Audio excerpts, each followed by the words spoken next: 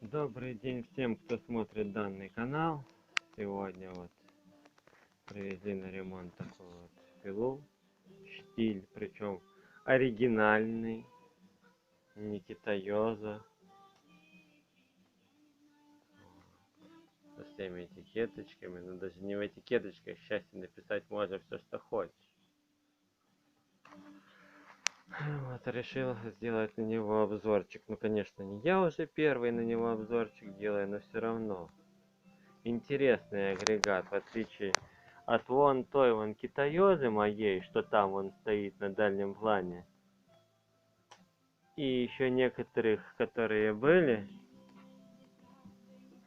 Это хороший агрегат.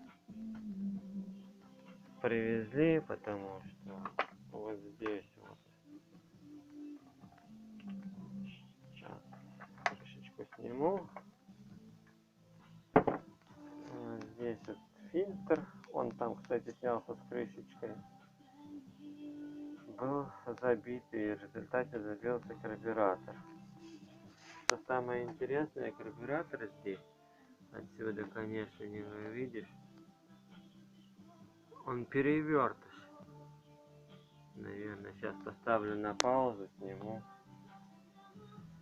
Это вот часть воздуховода и покажу. Вот, значит, сам карбюратор. И вот для сравнения я сейчас вытащу из запасов своих обычный карбюратор. Вот, обычный пильный карбюратор, китаёзы. То есть, если на китаёзе он стоит вот так вот, это все снизу, то здесь все совсем наоборот. Вот эта вот крышка, здесь она снизу. А вот это вот, здесь она просто обозначена отверстием. Сейчас я покажу, как, чем бы показать. Когда надо, никогда ничего не найдешь быстро.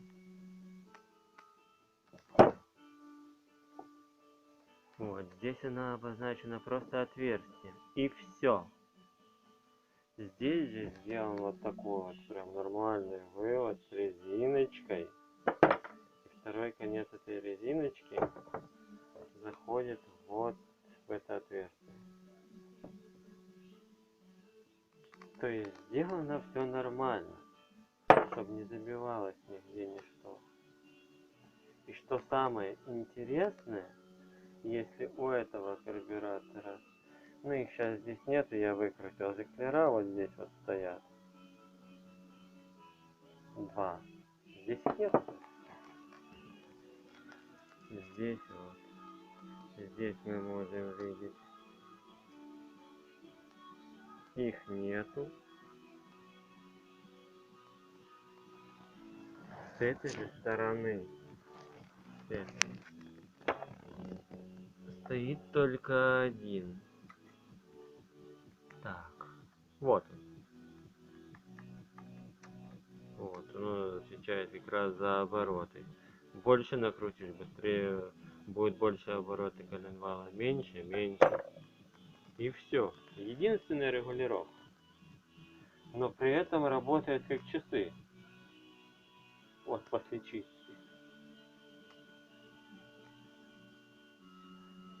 Вот такой вот нехитрый агрегат. Маленький, удобненький. Полотно, если я не ошибаюсь, на 14. Ну вот, если сравнить с моим 18-м. Сейчас свет включу. Вот. Если сравнить с моим 18-м, видно, насколько он меньше. И сам по корпусу меньше.